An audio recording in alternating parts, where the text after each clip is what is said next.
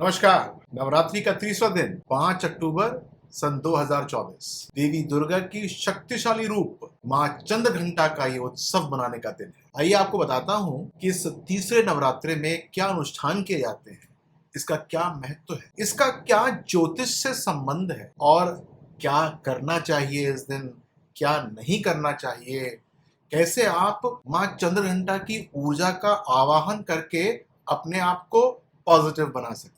आइए जानते हैं। सबसे पहले पूजा का समय। देखिए, पूजा की जाती है ब्रह्म मुहूर्त में। सुबह 6:20 से 7:27 तक का टाइम है। मान लीजिए कि आपका टाइम निकल गया है तो अभिजीत मुहूर्त भी है, दोपहर 12:02 से 12:54 तक। आपको पता है कि देवी चंद्रघंटा जो है वो किसका प्रतीक है? साहस का प्रतीक है, वीरता का प्रतीक है और हाँ, अनुग्रह करने का भी प्रतीक है। इनकी सवारी कौन सी होती है? सिंह, शेर, जो कि निर्भीक होता है और उसके अंदर ताकत होती है बुरी ताकतों से लड़ने की, जीवन की सभी चुनौतियों का सामना करने के लिए आत्मविश्वास बढ़ाता है यह दिन।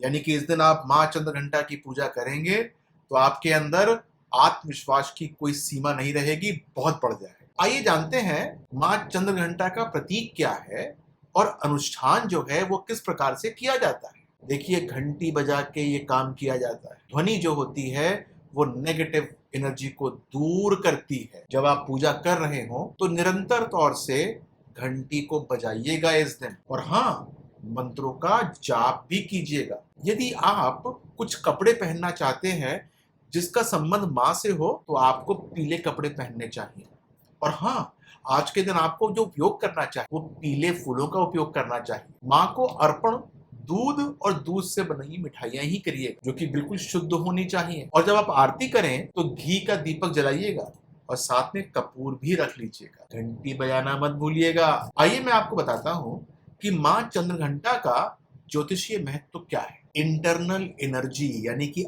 आंतरिक शक्ति को बढ़ाने का यह दिन होता है। इच्छा शक्ति को बढ़ा देता है। कुंडली के अंदर जहां मंगल बैठा होगा वो ऊर्जावान हो जाए, मंगल से जुड़े सारे मुकदमे मुद्दे ठीक हो जाएंगे। साथ साथ चंद्रमा का संबंध डर से होता है, चिंता से होता है, उस पर भी आप काबू पा लेंगे। आइए आपको एक छोटी सी कहानी बताता हूँ। माँ दुर्गा ने राक्षसों का वध किया और जब वो वध कर रही थी तो उस समय एक रूप उत्पन्न हुआ, वो था मां चंद्रघंटा। बहुत घंटे और घड़ियाल बजने शुरू हो गए। सब तरफ ये संदेश चला गया कि मां जो है जीत गई और इससे आसपास के सभी लोगों की जो आंतरिक शक्ति होती है वो बढ़ गई। जब पता चला कि मां जो है वो मां चंद्रघंटा के रूप में अवतरित हुई है तो हर तरफ उल्लास ही छा गया। ध्यान दीजिएगा कि यह साहस के साथ साथ सारी बाधाओं पर जो काबू पाने का एक दिन होता है। इसको अपने हाथ से जाने मत दीजिए। मानसिक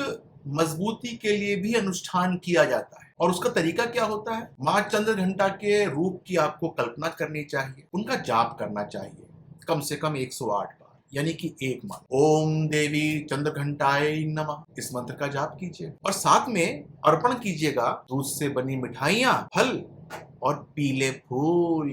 समझ गए ना? आपको क्या नहीं करना चाहिए इस दिन, इस बात का ध्यान रखिएगा, क्योंकि यदि आपने इसका अनुपालन नहीं किया तो सब किया कराया धरा का धरा रह जाए। इस दिन क्रोध नहीं करना चाहिए, कोई हिंसा नहीं करनी चाहिए और अधीरता नहीं दिखानी चाहिए, एंग्शियसनेस नहीं दिखानी चाहिए। ध्यान केंद्रित करें, पूरे दिन शांति और नम्रता के साथ आप सबसे व्यवहार करें और ध्यान दीजिएगा कोई भी व्यसन हो, सिगरेट का, तंबाकू का, शराब का, मादक पदार्थ का, उससे दूर रहिएगा। जरूर उनकी अनुकंपा आपको प्राप्त होगी। प्राचीन प्रथाएं जो हैं वो मैंने बहुत पढ़ी है और ये माँ का ऐतिहासिक अनुष्ठान बहुत समय से होता आ रहा है। भक्त घंटी बजाकर माँ की शक्तियों को आकर्षित करते हैं। ध्यान दीजिएगा कि घंटी बजाने से जो बुरी आत्माएं होती हैं वो दूर भाग जाती हैं, यानी कि आसपास कोई नेगेटिविटी है वो साफ हो जाती है। राजा योद्धा मां चंद्रघंटा से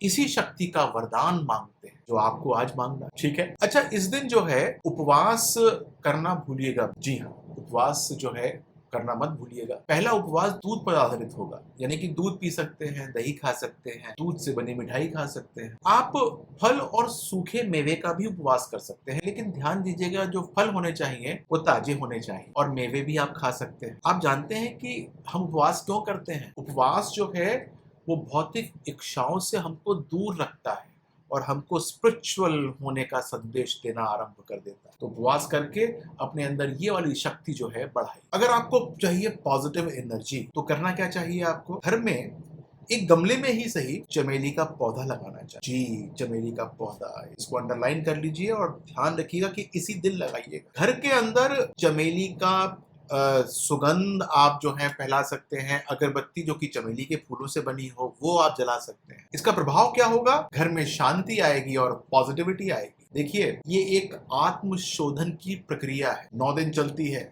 आज है तीसरा दिन। आपको करना क्या चाहिए? आध्यात्मिक वातावरण को बढ़ाना चाहिए। जब आप पूजा कर रहे हो तो चंदन की अगरबत्ती लगाएं, चमेली का जैसे मैंने बोला था वो लगा सकते हैं। और हाँ, मन को शांत रखना अति आवश्यक है। ऐसा करने से आप ध्यान लगाने में काफी पॉजिटिव हो जाते हैं और सक्षमता आपके अंदर आनी आरंभ हो जाती है। देखिए, आपने ये पूरा वीडियो सुना, मैं आपसे यही अनुरोध करूंगा कि सारे वीडियोस को पूरा सुनिएगा, क्योंकि आप सबके लिए कुछ ना कुछ इसके अंदर है। आप मेरे साथ इस वीडियो में सहभागी बने, उसके लिए मेरा आभार है आपको। माँ चंद्रघंटा आपको साहस दे, आपको अनुग्रह दे, आपको ऐसी शक्ति दे ताकि आप अपने अंदर पॉजिटिविटी और अपनी इच्छा शक्ति को इंक्रीज कर पाए। इसी प्रकार की आध्यात्मिक जानकारी मैं आपके समक्ष लेकर आता रहता हूँ, लेकिन आपसे मेरी एक रिक्वेस्ट रहती है कि आप मेरे चैनल को तो लाइक कर लीजिए, सब्सक्राइब कर लीजिए। यदि आपके मन में कोई भी बात हो तो आप जो है वो नीचे कमेंट बॉक्स में मुझसे पूछ सकते हैं। आपके जीवन में शांति हो, आप बहुत बहादुर बन जाएं